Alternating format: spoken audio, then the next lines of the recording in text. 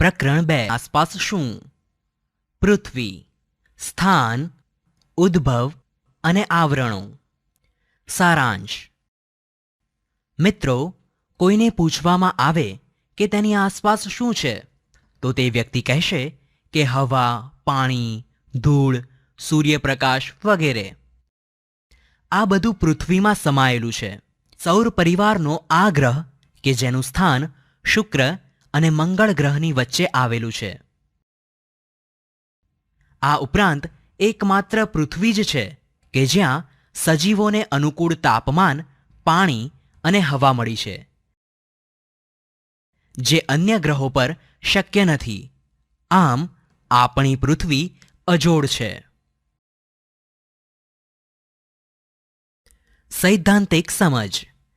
પૃથ્વીના ઉદ્ભવ અંગે અનેક વિદ્વાનોએ વૈજ્ઞાનિક અભિગમ ધરાવતા વિચારો રજૂ કર્યા છે.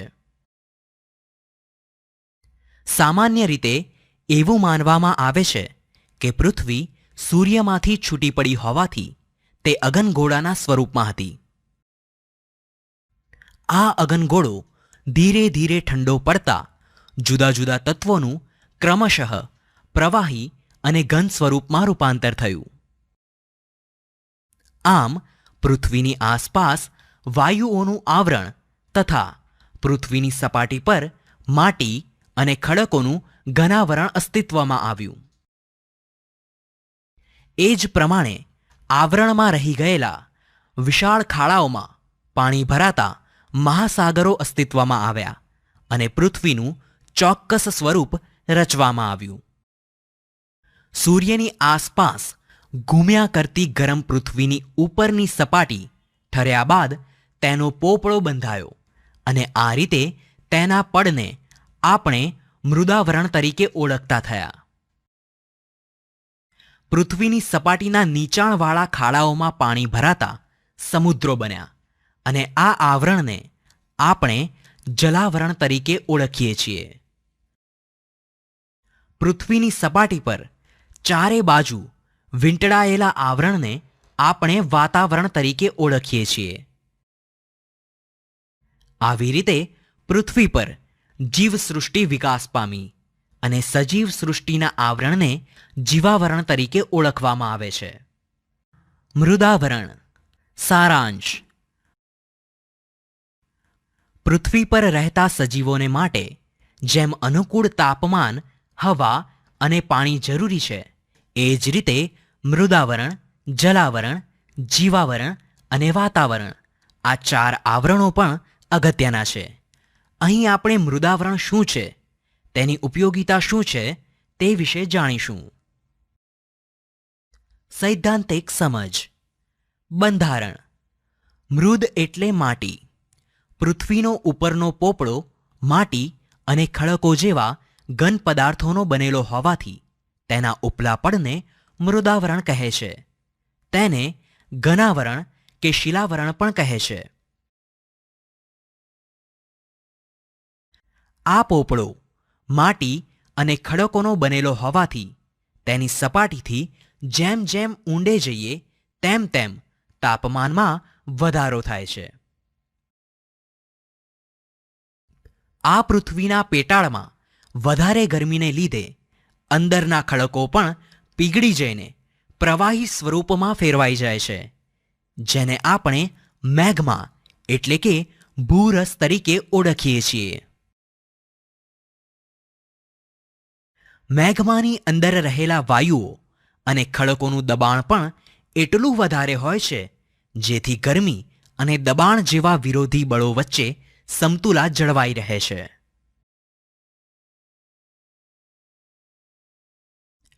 મૃદાવરણ પર પર્વતો, ઉચ્ચ પ્રદેશો, મેદાનો અને ખીણો જેવા ભૂમિ સ્વરૂપો વિકસ્યા છે. આથી પૃથ્વીનું મોટા ભાગનું માનવ જીવન, પ્રાણી જીવન અને વનસ્પતિ જીવન મૃદાવરણમાં જ વિકસેલું અને વિસ્તરેલું જોવા મળે છે. ઉપયોગિતા. મૃદાવરણ એટલે મનુષ્ય, પ્રાણી અને વનસ્પતિના જીવનનો મુખ્ય આધાર. આપણને રહેવા માટે ઘર, પીવા માટે પાણી, ખોરાક માટે ખેતી તેમજ ઉદ્યોગ ધંધા માટેની પ્રવૃત્તિઓ પણ મૃદાવરણના આધારે જ થાય છે, માટે તેને ધરતીનો ધબકાર પણ કહી શકાય. ઉપરાંત મૃદાવરણના કારણે ખનિજ તેલ, પાણી તથા ઘણા ખનિજો પણ મળી રહે છે. આમ દરેક સજીવની ઉત્પત્તિથી અંત સુધીની યાત્રાનું આધારબિંદુ એટલે મૃદાવરણ. માનવ જીવન પર અસર. મૃદાવરણ આપણને આધાર આપે છે, છતાં માનવજાતિ પોતાના વિકાસ માટે જે પ્રવૃત્તિઓ કરે છે તેનાથી મૃદાવરણ જોખમાય છે. ઉદાહરણ તરીકે જોઈએ તો ખનિજો મેળવવા વધુ પડતું ખોદકામ, ભૂમિગત અણુ પરીક્ષણો, ખનિજ તેલ શોધવા ખૂબ ઊંડું શારકામ અને પાણી માટે વધુ પ્રમાણમાં પાતાળ કૂવા ખોદવા વગેરેની અસર માનવ જીવન પર થાય છે. જલાવરણ. સારાંશ. પૃથ્વીની સપાટી પર ભૂમિ વિસ્તાર કરતાં પાણીના વિસ્તારનું પ્રમાણ વધારે છે. પૃથ્વીની સપાટીનો કેટલોક નીચાણવાળો ભાગ પાણીથી ઘેરાયેલો છે અને આ ઘેરાયેલા પાણીના ભાગને જલાવરણ તરીકે ઓળખવામાં આવે છે. જલાવરણમાં વિશાળ જળભંડાર ધરાવતા ભાગો એટલે મહાસાગરો, જે પેસિફિક, એટલાન્ટિક, હિન્દ અને આર્કટિક મહાસાગર તરીકે ઓળખાય છે. સૈદ્ધાંતિક સમજ. બંધારણ. બધા જ મહાસાગરો એકબીજા સાથે જોડાયેલા હોવાથી તેમના ભૂમિ વિસ્તારો પાસે આવેલા જળ વિસ્તારો સ્થાનિક, સમુદ્રો, ઉપસાગરો, અખાત કે સામુદ્રધુનીના નામે ઓળખાય છે. પૃથ્વીની સપાટી પર આશરે 71% જલાવરણ વિસ્તરેલું છે. ઉપરાંત પૃથ્વી પરના મહાસાગરો ખૂબ વિશાળ અને ઊંડા હોવાથી કેટલીક જગ્યાએ 10 થી 11 કિલોમીટર જેટલી ઊંડી ખાઈઓ પણ આવેલી છે. પૃથ્વી પરના પાણીના જથ્થાના 97% ભાગનું પાણી મહાસાગરોમાં સમાયેલું છે, જે પાણી ખારું છે.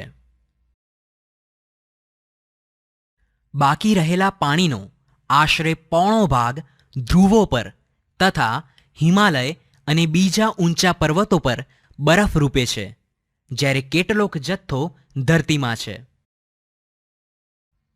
આ મીઠું પાણી એ જલાવરણની ભેટ છે. જલાવરણનું અસ્તિત્વ એટલે સજીવ સૃષ્ટિનું અસ્તિત્વ. જળ એ જ જીવન. ઉપયોગિતા. ધરતી પર પડતા વરસાદનો મોટા ભાગનો ભેજ સમુદ્રોમાંથી આવે છે. ઉપરાંત સમુદ્રોમાંથી મૂલ્યવાન રસાયણો, ખનિજો અને મીઠું વગેરેનો જથ્થો મળી રહે છે. મહાસાગરોના મોજા, પ્રવાહો અને ભરતીઓમાં પ્રચંડ શક્તિ રહેલી હોવાથી તેને નાથીને તેનો ઉપયોગ વિદ્યુત શક્તિ મેળવવા માટે કરવામાં આવે છે. ઉપરાંત મહાસાગરો જળમાર્ગ તરીકે પણ એટલા જ ઉપયોગી નીવડે છે. માનવ જીવન દ્વારા થતી અસર. સજીવો માટે મૂળભૂત જરૂરિયાતોમાં પાણીનું મહત્વ વધારે હોવા છતાં પણ દૂષિત પાણીનું પ્રમાણ વધી રહ્યું છે. શહેરો અને ગામની અશુદ્ધિઓ તેમજ ઔદ્યોગિક કચરાનો નિકાલ સતત વધવાથી નદીઓ, ઝરણા, સરોવરો અને સમુદ્ર સાર્વજનિક ઉકરડા સમાન બન્યા છે. ઉપરાંત ઔદ્યોગિક પ્રદૂષણના કારણે ધ્રુવ પ્રદેશોનો બરફ ઓગળવા લાગ્યો છે, તેમજ જહાજોના નકામા તેલ વહેવાના કારણે અન્ય ઔદ્યોગિક વસાહતોના ગંદા અને રસાયણયુક્ત પાણીથી દરિયાઈ જીવોનો નાશ થઈ રહ્યો છે, જે જલાવરણ માટે ખતરારૂપ છે. વાતાવરણ. સારાંશ. મૃદાવરણ અને જલાવરણની જેમ વાતાવરણને નરી આંખે જોઈ શકાતું નથી. વાતાવરણમાં વિવિધ વાયુઓ ઉપરાંત પાણીની વરાળ, ધૂળના રજકણો, ઉલ્કાઓ, ક્ષાર કણો તેમજ સૂક્ષ્મ જીવજંતુઓ પણ ભળેલા છે. આમ પૃથ્વીની ચારે બાજુ વીંટળાઈને આવેલા હવાના આવરણને વાતાવરણ કહેવામાં આવે છે. સૈદ્ધાંતિક સમજ. પૃથ્વીની સપાટીથી આશરે 1600 કિલોમીટર ઊંચાઈ સુધી વાતાવરણ વિસ્તરેલું છે. વાતાવરણ રંગહીન, વાસરહિત અને પારદર્શક છે. તેમજ તેમાં ઘન, પ્રવાહી અને વાયુ તત્વોનો તેમજ nitrogen, oxygen, carbon dioxide, ozone અને હાઇડ્રોજન વગેરેનો સમાવેશ થાય છે. વાતાવરણમાં નાઇટ્રોજન 78%, ઓક્સિજન 21% અને 1% જેટલા અન્ય વાયુઓ આવેલા છે. કાર્બન ડાયોક્સાઇડ વાયુ ભારે હોવાથી હવાના થરમાં તે વધારે પ્રમાણમાં છે અને ઉપર જતા ઓછો થતો જાય છે. કાર્બન ડાયોક્સાઇડ આશરે 20 કિલોમીટરની, ઓક્સિજન આશરે 110 કિલોમીટરની અને નાઇટ્રોજન આશરે 130 કિલોમીટરની ઊંચાઈ પછી ખાસ જણાતા નથી. તેમજ ખૂબ ઊંચાઈએ જતા માત્ર હાઇડ્રોજન અને હિલિયમ જેવા હલકા વાયુઓ હોય છે. હવામાં ઓઝોન વાયુનું ઓછું પ્રમાણ હોવા છતાં તે સૂર્યના જલદ પારજાંબલી કિરણોનું શોષણ કરી પૃથ્વીને પ્રચંડ ગરમીથી બચાવે છે. ઓઝોન વાયુ મુખ્યત્વે વહેલી સવારમાં ખુલ્લા મેદાનમાં અને સમુદ્ર કિનારાની હવામાં વધારે પ્રમાણમાં હોવાથી તે લોકોને સ્ફૂર્તિ પ્રદાન કરે છે, જેથી લોકો વહેલી સવારમાં ફરવા નીકળે છે. વાતાવરણમાં રજકણો પણ જોવા મળે છે, જેને લીધે પૃથ્વી પર પ્રકાશ ફેલાય છે. તેમજ સૂર્યાસ્ત થતાં એકાએક અંધારું કે સૂર્યોદય થતાં એકાએક અજવાળું થતું નથી. ઉપયોગિતા. વાતાવરણમાં રહેલા રજકણો દ્વારા આપણે સવારની ઉષા અને સાંજની સંધ્યાના રંગીન દ્રશ્યો જોઈ શકીએ છીએ. ઓક્સિજન અને નાઇટ્રોજન વાયુઓ પૃથ્વી પરની જીવસૃષ્ટિને જીવંત રાખે છે. ઉપરાંત વાતાવરણના માધ્યમને લીધે અવાજ સાંભળી શકીએ છીએ. તેમજ રેડિયો, દૂરદર્શનના પ્રસારણો શક્ય બને છે. વાતાવરણના ઘર્ષણથી ઉલ્કા જેવા અવકાશી પદાર્થો સળગી ઉઠી નાશ પામે છે અને તે આવી રીતે પૃથ્વી માટે કુદરતી ઢાલનું કામ કરે છે. પાણી વાતાવરણનો મુખ્ય પ્રવાહી ઘટક હોવાથી ગરમીથી બાષ્પ બની વરાળ સ્વરૂપે હવામાં ભળે છે. તેને ભેજ કહે છે. ભેજ ઠરવાની ક્રિયાને ઘનીભવન કહે છે. માનવ જીવન દ્વારા થતી અસર. મનુષ્ય દ્વારા થતી ઘણી પ્રવૃત્તિઓ છે, જેના દ્વારા વાતાવરણને નુકસાન થઈ રહ્યું છે. ઉદ્યોગો, કારખાના, પાવર સ્ટેશનો, વાહનો વગેરેનો પ્રદૂષિત ધુમાડો હવામાં ભળે છે. તેમજ વધુ અવરજવરો વિસ્તારમાં કાર્બન મોનોક્સાઇડ અધિક માત્રામાં હોય છે. કાર્બન ડાયોક્સાઇડ વાયુ માનવ શરીરમાં વધુ ઉમેરાય તો તેનાથી માથાનો દુખાવો, ચક્કર આવવા વગેરે જેવી શારીરિક તકલીફો ઊભી થાય છે. જીવાવરણ. સારાંશ. સૌર પરિવારમાં પૃથ્વી એક જ એવો ગ્રહ છે જેને જીવાવરણ છે. પૃથ્વીના મૃદાવરણ, જલાવરણ અને વાતાવરણના જે ભાગમાં સજીવ સૃષ્ટિ વ્યાપી છે તેને જીવાવરણ કહેવામાં આવે છે. પૃથ્વી ઉપર જીવાવરણ એ મહત્વનું આવરણ છે. સૈદ્ધાંતિક સમજ. બંધારણ. જીવાવરણમાં અનેક પ્રકારની જીવસૃષ્ટિનો સમાવેશ થાય છે. આ જીવસૃષ્ટિમાં વનસ્પતિ, પ્રાણીઓ, જીવજંતુઓ અને માનવોનો સમાવેશ થાય છે. પૃથ્વીમાં રહેતા દરેક સજીવની જરૂરિયાતોની ચીજવસ્તુઓ જીવાવરણમાંથી પ્રાપ્ત થાય છે. આ ઉપરાંત જીવાવરણના સજીવો માનવ જગતને વિવિધતાપૂર્ણ ખોરાક અને કાચો માલ પૂરો પાડે છે. અજૈવિક વિભાગમાં જીવાવરણ 2 વિભાગમાં વહેંચવામાં આવે છે. 1 અજૈવિક અને 2 જૈવિક.